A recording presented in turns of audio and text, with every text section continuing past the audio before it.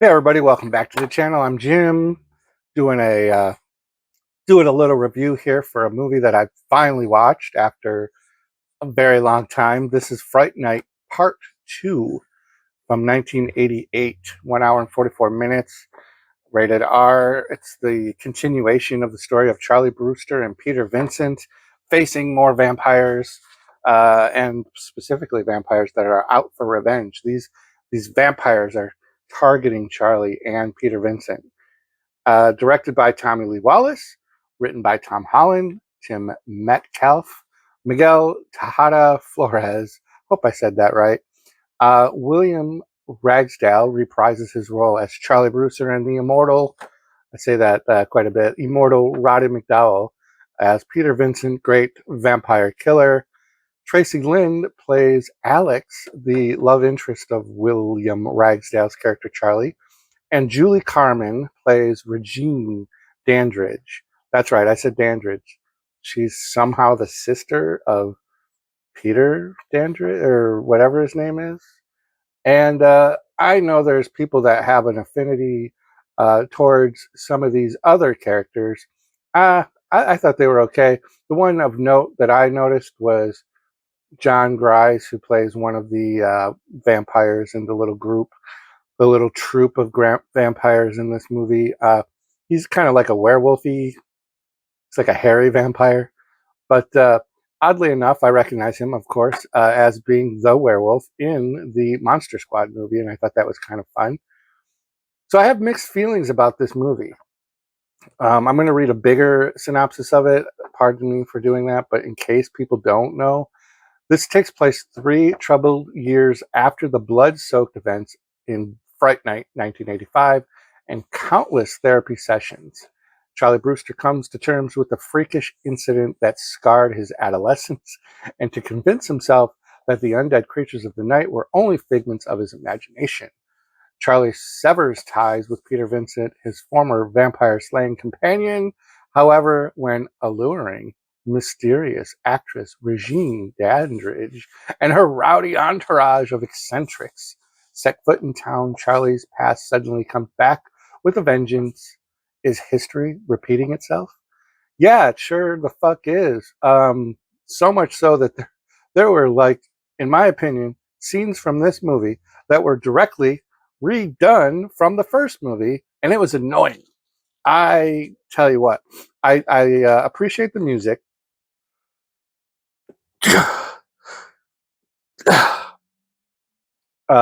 Because the music does set a Fright Night vibe. This did not do good at the box office, and this is super hard to find.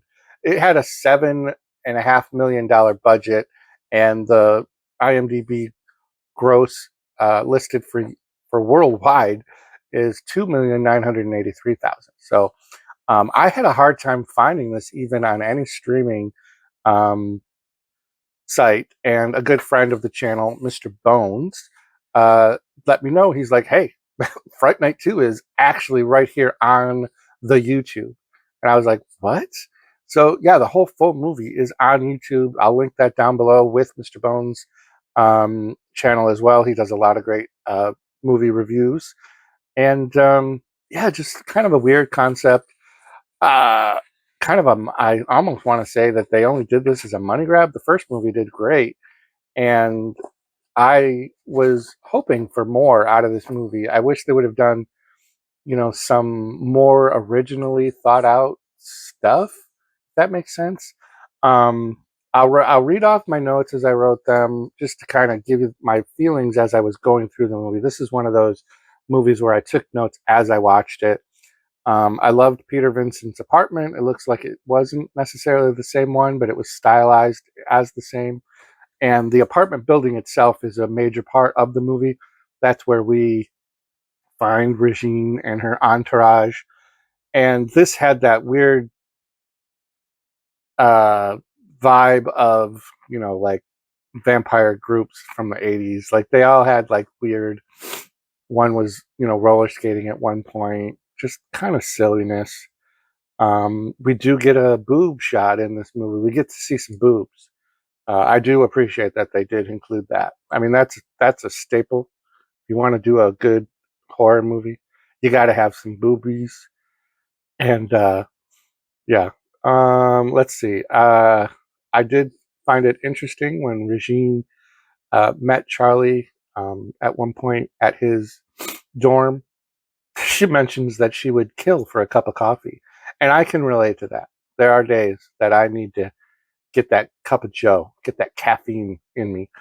Um, and I also found that I did like that they kept Charlie's relatable, horny teen vibe going. Like, this kid's just a horny teen that happens to get thrown into these weird situations. Bottom line, though, he's just trying to get laid. He was just trying to get laid in the first movie. He's a peeping Tom. He's a very voyeur kind of guy. And that translates at the same way into this movie. And it begs the question, why aren't these vampires closing their windows? Why are they leaving their windows open? For the moonlight? I mean, what? It's a weird thing. I don't know. But he's just a voyeuristic, horny dude. Um, but yeah, there was a lot of things I hated because they were so directly taken from the first movie. Basically, what they did was they took Fright Night and they changed the roles from Charlie's girlfriend being the seduced by Dandridge, and now it's Charlie. And they did almost identical scenes, including a whole dance sequence. Um, I just didn't like that. I wish they could have done a few different things. I get I get kind of doing things to give nods to the first movie, maybe, but to do like almost identical scenes, just flipping character roles, I didn't like that. I did not like that. The 80s music was a cool vibe. There was a bowling scene. Like, why do we need to go bowling? Um, I don't know. The first vampire kill was done by Alex, which is um, um, uh, Charlie's new girlfriend, and there's no mention of whatever happened to Amy. Like, it seems like finally Charlie, scored with Amy, so he ditched her, or maybe they went to different colleges, or I don't know what.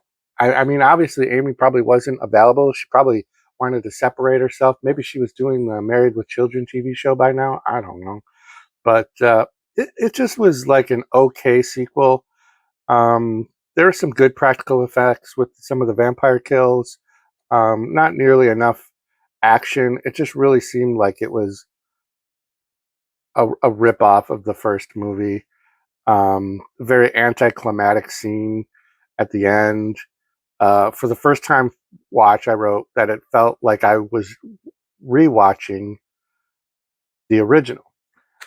That being said, I wouldn't mind a current day modern sequel. Maybe Charlie's got kids now and a daughter. Let's go with a daughter.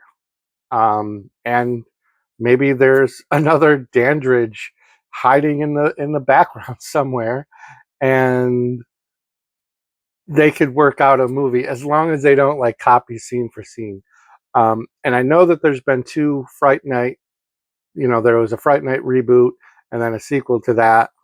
Um, Honestly, I think I watched that remake of Fright Night one time, and I've definitely never seen the other one. I don't know that this movie compels me to go watch that one for sure. This was just okay. I mean, I'm glad I watched it, I guess. But I don't know. Let me know in the comments down below your thoughts of Fright Night 2, the 88 version. Do you feel like it was just a waste of a sequel like I do, or were there parts that I just was missing and I didn't get the full experience that I should have? Let me know down below. Row 18, plot 20.